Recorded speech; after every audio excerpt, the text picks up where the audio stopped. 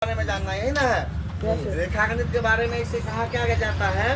रेखा गणित रेख मनमाही है, बिना मार के आवत नहीं। थोड़ा ध्यान से सुनना, फिर हम पूछेंगे, कहेंगे लिखने के लिए भी। तो सबसे पहले बिंदु के बारे में, जब भी हमको लाइन खींचना होता है उसके लिए हमको क्या देना पड़ता है? पॉइंट देना पड़ता है ना।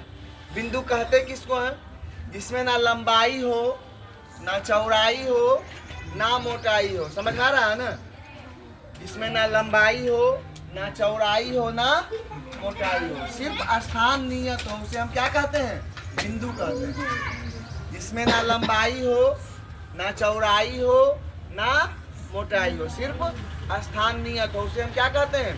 बिंदु कहते हैं। ठीक। अब रेखा, रेखा किसको कहते हैं? इसमें सिर्फ लंबाई हो, इसमें सिर्फ लंबाई हो, चौड़ाई और मोटाई ना हो।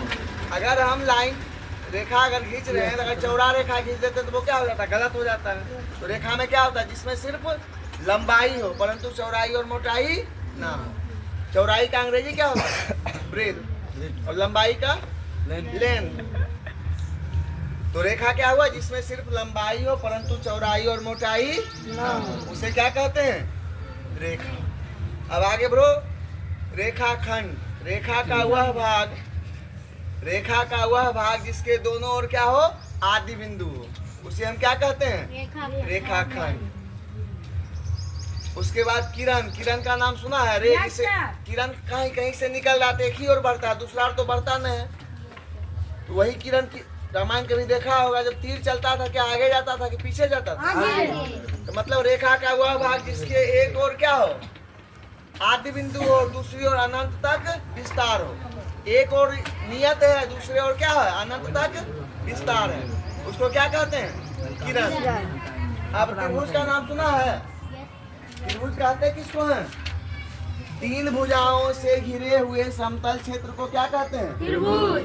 तीन भुजाओं से घिरे हुए समतल क्षेत्र को त्रिभुज कहते हैं। त्रिभुज में कितनी भुजाएं होती है? कोई पूछेगा त्रिभुज के तीन गुण बतावे, तो त्रिभुज में क्या क्या चीज होता है? तीन भुजा। त्रिभुज में क्या क्या चीज होता है? तीन भुजा, तीन कोण ना। त्रिभुज में तीन भुजाएं होती है, त्रिभुज के तीन कोण होते हैं ना। और त्रिभुज के तीनों कोणों का योगफल 180 डिग्री होता है। याद रह जाएगा? त्रिभुज के तीनों कोणों का योगफल कितना रहता है?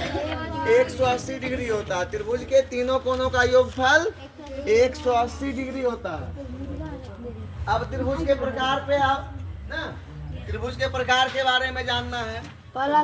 भुजा के विचार से त्रिभुज के तीन भेद होते हैं। भुजा के विचार से त्रिभुज के तीन भेद। समबाहु त्रिभुज, सम मतलब बराबर, बाहु मतलब भुजा। जिस त्रिभुज की तीनों भुजाएं आपस में बराबर होती हैं उसे क्या कहते हैं? समबाहु त्रिभुज। जिस त्रिभुज की तीनों भुजाएं आपस में बराबर होती है उसे क्या कहते हैं? कौन सा त्रिभुज? समबाहु त्रिभुज। मतलब तीनों भुजा बराबर हो गया तो तीनों कोण भी क्या होगा? बराबर होगा ना। जिस त्रिभुज की तीनों भुजाएं आपस में क्या हो? बराबर हो तथा ना, उसे कौन सा त्रिभुज कहते हैं? समबाहु त्रिभुज।